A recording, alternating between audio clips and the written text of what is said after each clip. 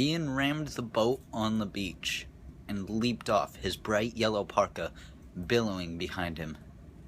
Relief was evident on his face, but he held his body stiffly as though he was trying not to hug someone or drop or whoop with joy. Instead, he raised his chin and said, "Only for you would I ever put on this jacket." "We're just glad you're here," Dan said. "You and your jacket." "Kara got a message through to me. The ship is going to explode in less than 30 minutes, Amy finished. "We know. Tagemeyer rigged it. He just took off in a helicopter. We don't know how he did it, or how to stop it. Sammy sent a text about how to stabilize the fuel. Something about phenolic compounds and methyl esters, and the oxidation stability of UVO. What does all that mean?" "It means I broke into the ship's kitchen and stole 4 gallons of used canola oil," Ian said, gesturing to the Zodiac. "We've got to get it inside the fuel tank. It will gush up the valves, but the ship won't blow." He patted his pocket. "I managed to lift a key card from a crew member." "So, let's go," Amy said, starting toward the Zodiac. "1 second," Ian said. "I saw Alec Spassky aboard the ship." "Are you sure?" Amy asked. "But why would he be there, too?" "If I were running this operation, I'd have a backup, wouldn't you?" Ian said.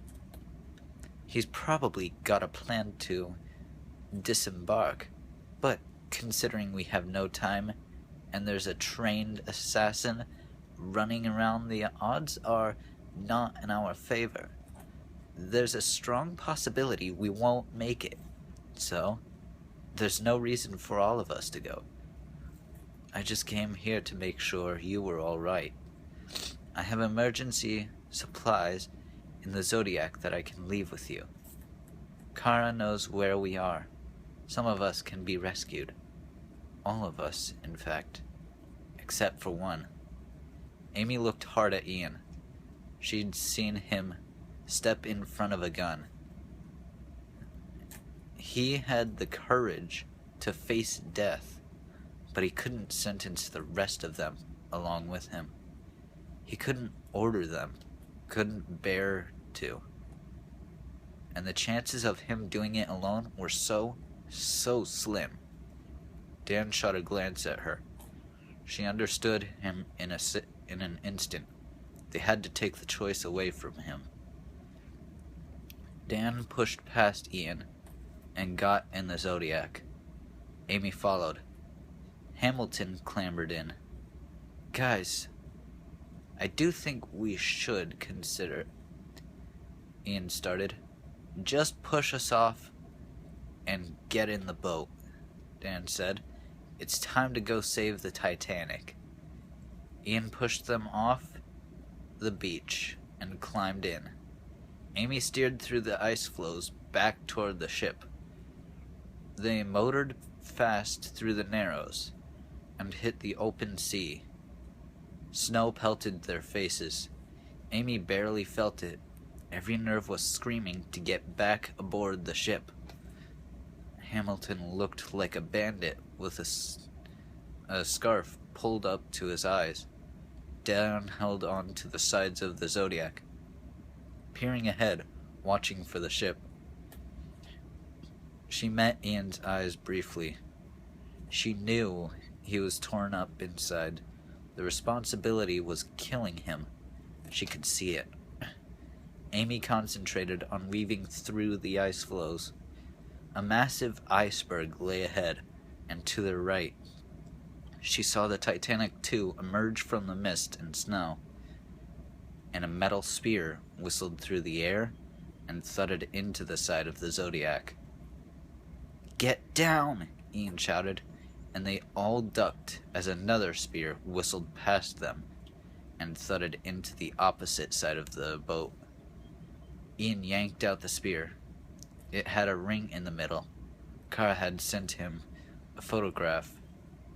It was the same weapon that had killed Rollo Hardcastle. Dan and Hamilton flattened themselves on the sides of the boat.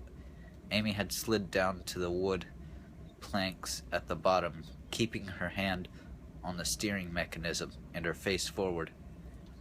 Her face was pale, her lips pressed together. "There are air compartments in the boat," Hamilton shouted. "We won't sink." "Unless he shoots out too many compartments, and they fill with water," Ian thought. "Too many to stay afloat. Just like the Titanic." The bow was deflating as the boat bumped over the sea. Ian lifted his head to peer behind them and into the pelting snow. Another Zodiac was chasing them down. Its bow lifted with its speed. Ian could see Alex Baskey at the helm, steering with one hand. The other held something spinning. "Down!" Ian shouted. Amy zigzagged to the left, and they jounced against the boat. This time, the spear punctured the boat just inches from Ian's head. He could hear the hiss of air as the cushion deflated. Seconds later, another spear punctured the stern. He was gonna shoot out the compartments, one by one,